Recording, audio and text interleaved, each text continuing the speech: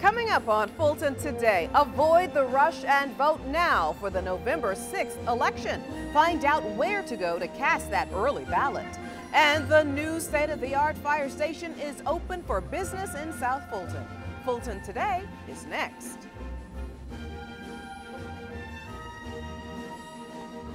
From the Government Center in downtown Atlanta, you're watching Fulton Today with Shania Chavis. Welcome to Fulton Today, everybody. I'm Shania Chavis. Votes are already being cast for the November 6th election. Early voting starts this week at locations all around the county. FGTV's Tiffany Harlow is here now with an update on the process. Tiffany? The 2012 election season is on. Advanced voting is underway at several locations throughout the county, and Board of Election members have been preparing all year for the big day. After hours of extensive training, poll workers are on the job at 6 different advanced voting locations. Nearly 500 have already completed training, and the department expects to have nearly 2,000 on the job by November. A person should have a high school education. He should be able to read and write, and they have to take online training. After they do the online training, they come to a face-to-face training with an instructor like me. They have to pass a test inside the training now. As promised, Board of Election officials are meeting weekly to ensure an efficient and accurate election. More than 7,000 new registrations have been received, and thousands of absentee ballots have already been mailed. The numbers that we have reflect our absentee ballot figures right now. We have, as of October 4th, 11,598 ballots that have been mailed out to citizens of Fulton County. In comparison to our 2008 numbers, we received about 33,000 absentee ballots. So from those numbers, you can see we're about halfway through the milestone for the November 6th election. Voters have until November 2nd to request an absentee ballot, and they must be turned in by 7 p.m. on Election Day. Registration and election mobile ID units are making stops across the county to ensure all eligible citizens can vote. The state of Georgia, without a photo ID, you are unable to cast your ballot. So having a photo ID is important for Election Day purposes. Therefore, for individuals who do not have a driver's license, a state issue ID of any sort, or an actual passport, they may obtain a free ID so that they will have one on Election Day to cast their ballot. So, Shania, it looks like all systems are go for the 2012 elections. We'll update you weekly on the process. And if turnout is anything like the 2008 national elections, voters should definitely get an early start. Reporting for FGTV, I'm Tiffany Harlow. Thank you very much, Tiffany, for that election update. Now, again, early voting is underway at 6 locations throughout the county from now until November 2nd, from 7 a.m. until 7 p.m. Monday through Friday. Now, Saturday voting will be available on October 27th from 9 a.m. to 4 p.m. at the same locations. As an added incentive, voters will be able to get flu shots at some of these voting site locations. You can get a complete list of the locations on the Registration and Elections website or by calling their office. Well, the people speak and the commissioners listen as they work on the 2013 spending plan. As in years past, the county holds hearings in each of the 5 commission districts. From those hearings, commissioners learn which programs and services are important to them. With predictions of a flat sales tax collection, a 2% tax digest decline, and no change in the millage rate, the county started the year off in the red. The estimate for 2013 is $38 million, which would still lead us to a shortfall of around $16.4 million. For South Fulton, the adopted 2012 budget revenues estimates were $38.7 million. The projection was the projection for 2012 as we stand here today is $39.6. And for 2013, it's estimated negative $1.1 million. The final public hearing will be held January 2nd during the first Board of Commissioners meeting of the year. State law requires passage of the final budget by January 31st. Fulton's tax commissioner resumes regular business hours at its satellite offices. The North and South Service Centers, Greenbrier Mall, Alpharetta, and the main downtown offices now open at 8 a.m. and close at 4:30 p.m. Since July, these offices had been staying open from 7 a.m. in the morning until 6 in the evening. The extended hours gave residents a little more time in the morning and evening to take care of their tax matters. Now, you can get more information online or by calling the Tax Commissioner's office. Fire safety takes a big step forward in southwest Fulton County. A new state-of-the-art station is now open for business along Fulton Industrial Boulevard. FGTV's Annalise Baker has been following the construction of this new station, and she has this report. Shania, the new Fire Station 11 stands on the same grounds as the old one. However, this new station is a prototype for other fire stations in the county. Service to all, second to none. Those words echoed off the walls of the newly constructed Fire Station 11 garage, where servicemen and women, along with the community they'll serve, welcomed the new building off Fulton Industrial Boulevard. Constructing the station was a team effort between county elected officials, fire personnel, and the community. Let's go on and invest in this community because they deserve it. Let's invest in this community because it's been too long and we've let things slip away just a little too far. Investing is just what they did. With the community in mind, Station 11 features a meeting room for residents and firefighters. We tried to enhance the concept of this station. It's not only a station that we work out of, it's a station that we actively invite the public to come into. The public will also benefit from those features installed just for the fire station staff. We're very excited about moving in here. We've kind of had a little bit of input as far as the facility being built. Input that resulted in a gender-neutral facility, an exercise room to help maintain and improve the health of the firefighters, and an industrial-sized kitchen where the staff can cook nutritious meals. Considering that Station 11 is built in the largest industrial district east of the Mississippi River, it's also equipped to treat hazmat emergencies. And with all these features, Fulton County firefighters will be able to provide service that is second to none. Reporting in Southwest Fulton, I'm Annalise Baker for FGTV. And still to come, gospel music fills up the Wolf Creek Amphitheater. We'll take you there in our district-by-district coverage next.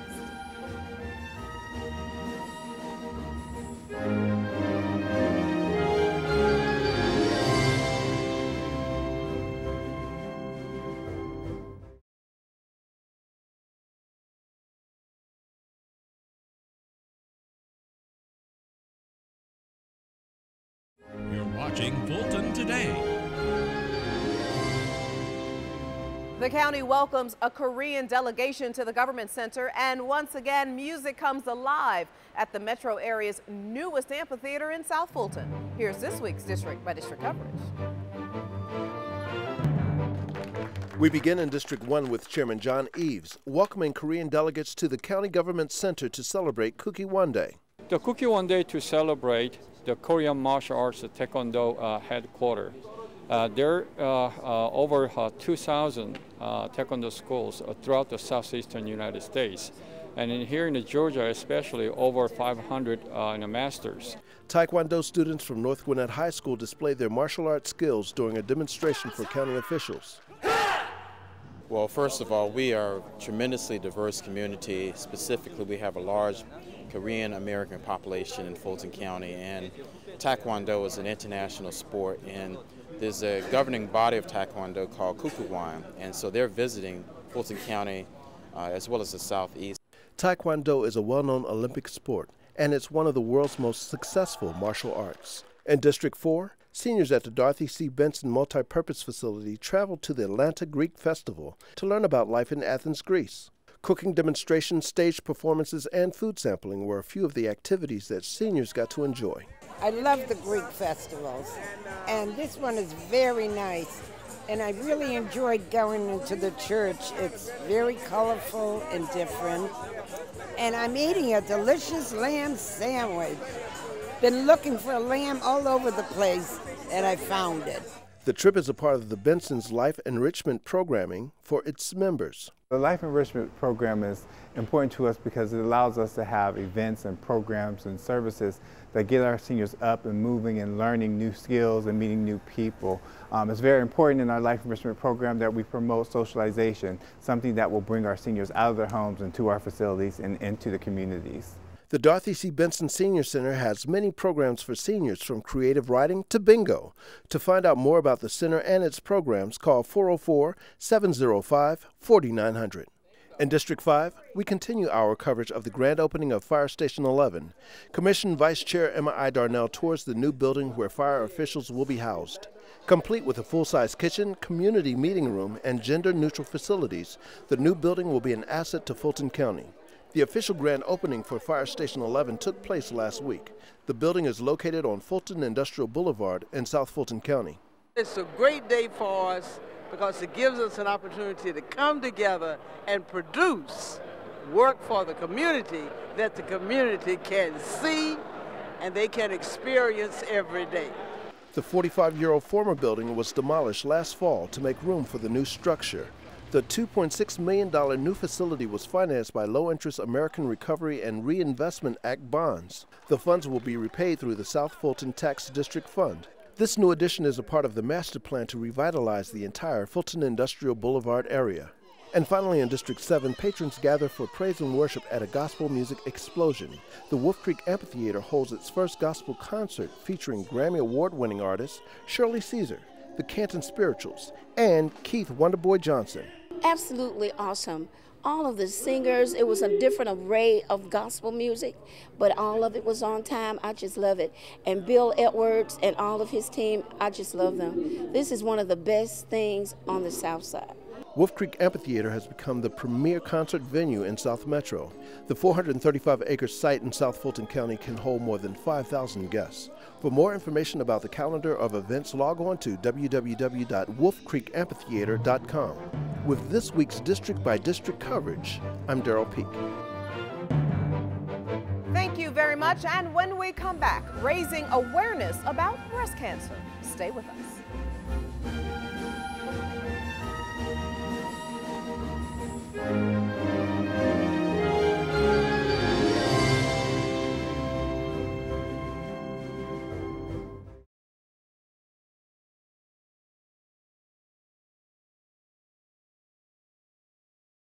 You're watching Fulton Today. Portions of the following segment are part of the Fulton County Common Ground Initiative. Common Ground, the county's comprehensive solution to the problem of health disparities in the community. The familiar pink ribbon denoting breast cancer awareness is the focus of this week's Common Ground report. FGTV's Len Vaughn has more now on the county's campaign. Throughout the year, but especially during the month of October, Breast Cancer Awareness Month, county health educators teach courses on how to take care of one's breasts. On the back of your handout, it gives you the different stages of screening. So for yourself, do the breast self-exam once a month. They often begin with this American Cancer Society video, which seeks to dispel old family beliefs that are passed down through generations. Man, I cannot believe this is happening to our sister. I mean, like, just last summer she was all right. Last summer she probably was in stage 2 and didn't know. Daddy never went to the doctor and never took us either. Senior health educator Angela Johnson reinforces the video message by encouraging monthly self-exams and annual doctor visits. Once a month. Pick a day. You can put your birthday as the date that you do. Today is the 4th. So the 4th day of every month, you will do this particular exam. Johnson explains some women mistakenly believe they outgrow the need for mammograms. Some women are under the impression that because they're no longer having children, there's no need for them to do these things. I'm of a particular age now. That is not true. You still would need to have your annual exams as well as your annual mammogram and PAPs. In the video, it's the youngest member of the family who sums up the new way to view yours and your family's health. These are changing times, and you and your family need to stay up to date to stay healthy. Even if you don't have a doctor or insurance, you can still receive help. For all cancers, call your local American Cancer Society or local health department. We couldn't have said it better ourselves. I'm Lynn Vaughn, FGTV. Thank you very much, Lynn. Now, to schedule a breast cancer awareness presentation or one on any of the other health topics we've reported on, just call the Office of Community Education. That number is 404-613-4230, or you can visit fultoncountygahealth.org. Well, Atlanta business leaders place health issues at the top of their conference agenda.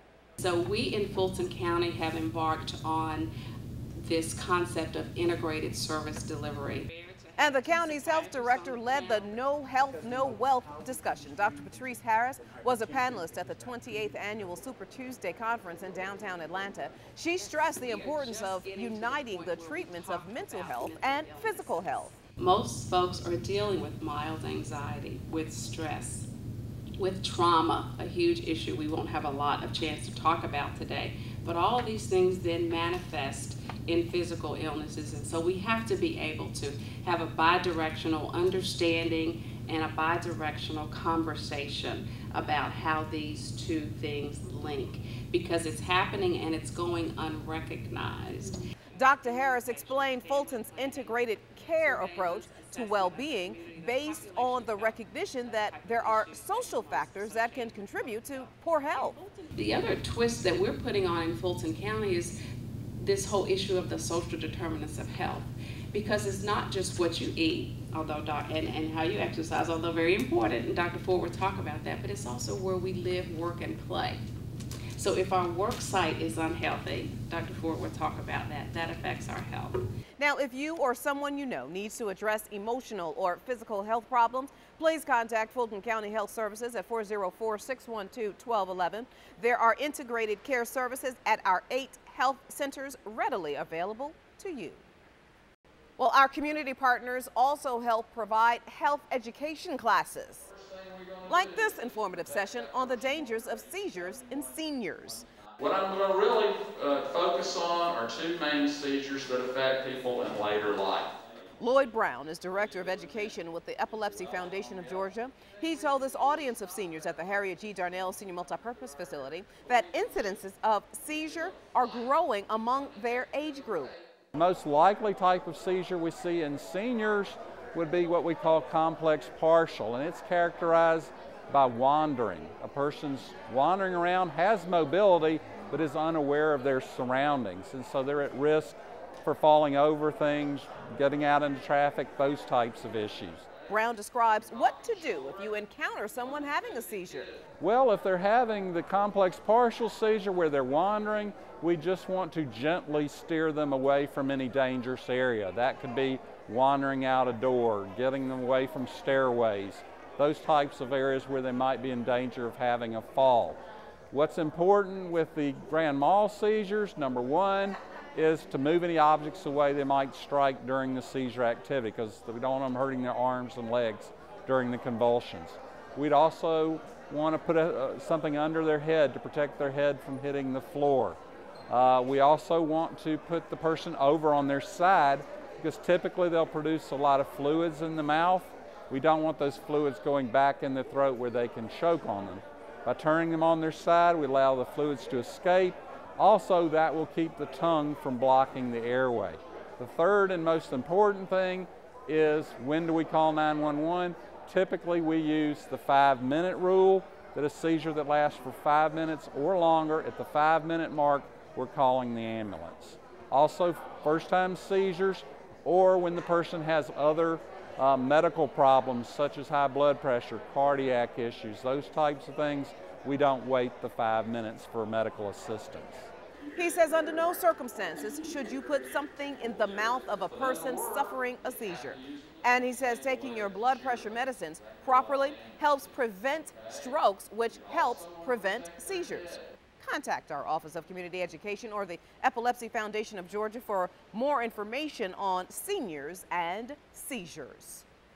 And still to come on Fulton Today, the art of graffiti. We'll explain.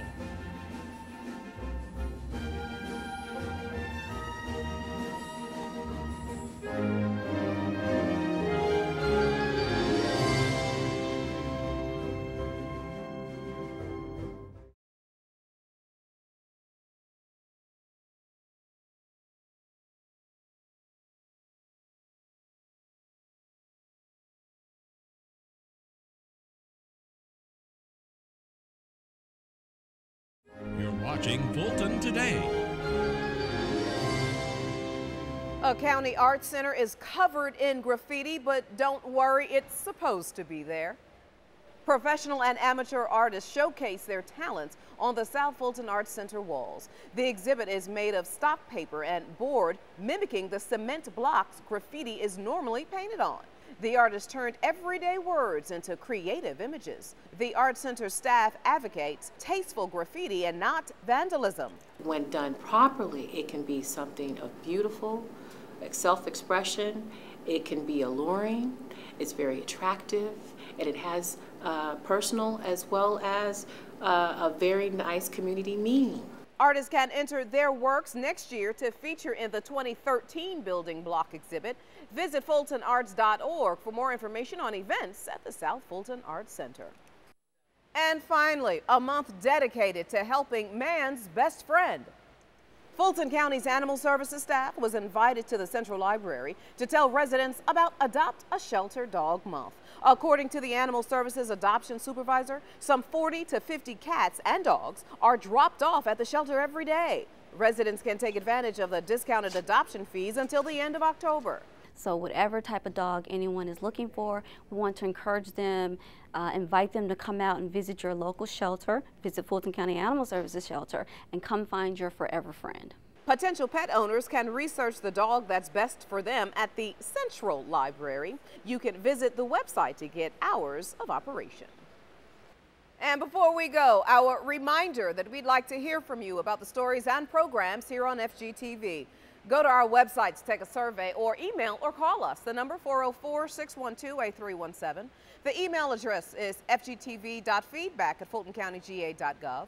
You can also follow us on twitter.com/FGTV, and you can friend us on Facebook. Well, that does it for this edition of Fulton Today. I'm Shania Chavis. Thank you for joining us. Join us each week for news around and about Fulton County.